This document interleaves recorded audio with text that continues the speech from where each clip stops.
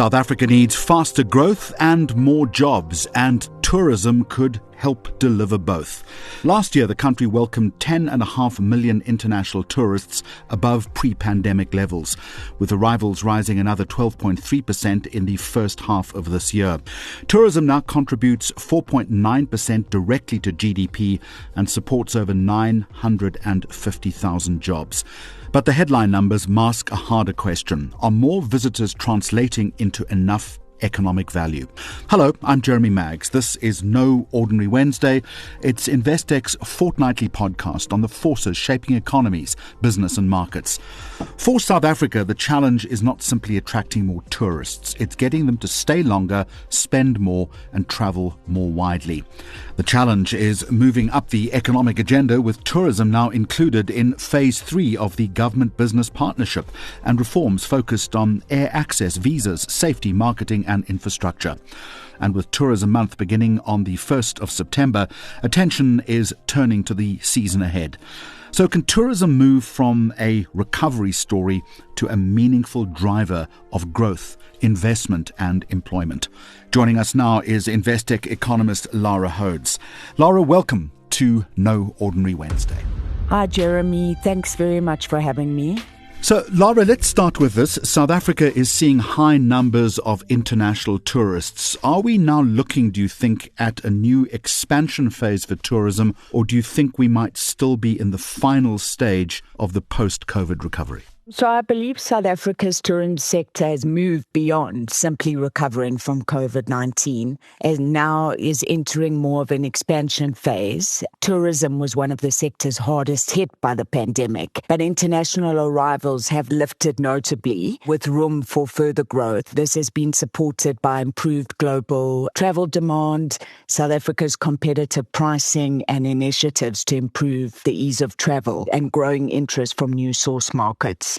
So more than 3/4 of visitors, as I understand it, come from the continent. So, Lara, is that regional base a strength, or does South Africa need more long-haul visitors? Yes, so as you mentioned, the majority of South Africa's international visitors do come from the rest of Africa, making this source market absolutely essential. Travellers, particularly from the SADC region, visit South Africa for a range of reasons, including business, shopping, education and the like, providing a stable base of tourism demand. However, growing the overseas visitor component remains imperative. A long-haul tourists tend to stay longer and are a valuable source of foreign exchange earnings. So in order to increase these overseas arrivals further, South Africa needs to continue with its initiatives like improving air connectivity, at strengthening its marketing capability to these source markets, and very important, enhancing tourist safety. Lara, foreign exchange earnings is one thing, but tourism supports almost 954,000 jobs. That is big. How much bigger, though, could its contribution to employment realistically become, do you think? Yes, so considerably larger. It's definitely a growth sector. It's a labor-intensive industry with links to a number of other sectors of the economy, which is very important. Government has identified tourism as a key driver of employment because it can create a number of jobs and, importantly, across a range of skill levels. So, Lara, if I made you Minister of Tourism for just one day, what would matter the most to you? Would it be more arrivals? Would it be higher spend, longer stays or repeat visits? So I think all of these metrics definitely matter as they each contribute to the sector's overall economic impact. So more arrivals obviously increase the scale of tourism activity and support employment, while higher spending, of course, boosts foreign exchange earnings and business revenues and profitability. So longer stays tend to increase spending across, a spread of activities, accommodation, restaurants, transport, and repeat visits signal that people have had a positive visitor experience, strengthening South Africa's reputation as a destination and providing a more sustainable source of demand. So I think I'd promote all of these different areas, definitely. So, Lara, you're painting a very rosy and bullish picture, but you'll also agree that South Africa is exposed to global shocks, anything from weaker growth and higher fuel costs to the ongoing geopolitical disruption, and we need to be cognizant of that, right? Definitely. So I think a number of other countries, when there's weaker global growth, it tends to weigh on consumer confidence and discretionary spend. So households tend to postpone international travel or opt for destinations closer to home, maybe perhaps cheaper options. Same with geopolitical disruption. Travelers tend to be more cautious, tend to rather maybe travel closer to home or within their home country. And of course, higher fuel prices, which we've seen the oil price, surge as a result of the Middle East war, obviously is a huge deterrent for long-haul flights, weighing heavily on our costs. Lara, as we record this conversation, we've got the rand at 16.02 against the dollar. It has gone below 16. How important is our currency to tourism competitiveness, with the rand now, I think, at its strongest level against the dollar in 4 years? Do you think further appreciation could weaken the country's value proposition, or do you think other factors perhaps matter a little more? Yes, so I don't think it fundamentally undermines the country's tourism value proposition as a whole. Even at the current exchange level, we have seen the rand perform robustly. South Africa remains still very affordable compared to a number of other competing long-haul destinations, and it also continues to offer a lot of value. So for very price-conscious travelers, it may affect their travel decisions slightly, but people do come to South Africa to experience its beauty and its unique travel experiences and its unique sites. So it might influence, as I said, price-conscious travelers, but generally, I think we still offer a lot of value.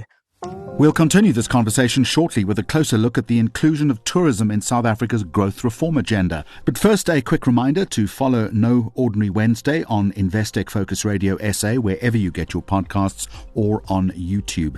And if you value considered analysis on the economic forces shaping South Africa and the world, subscribe to the channel and rate the podcast. Now, let's get back to our conversation. Now, Lara, tourism is now part of phase 3 of the government-business partnership. How significant is that shift, do you think, for the sector? So I think it's very significant. It reinforces how important the sector is as a driver of growth and employment creation. It increases focus on addressing some of the key constraints facing the sector. And this coordinated action between government and the private sector can have a meaningful impact. Now, there is a lot of work to do, though. We know the reform priorities include visas, air access, safety and infrastructure. If you, again, were to look at this broadly, which constraint needs fixing first to unlock the most growth? So I think first line priorities, you first need to deal with ease of travel. So air access, of course, more long haul flights, better air connectivity, and visa accessibility would be first to allow people to travel to the country in the first place. So that will have an immediate impact on visitor numbers, particularly from high value long haul markets.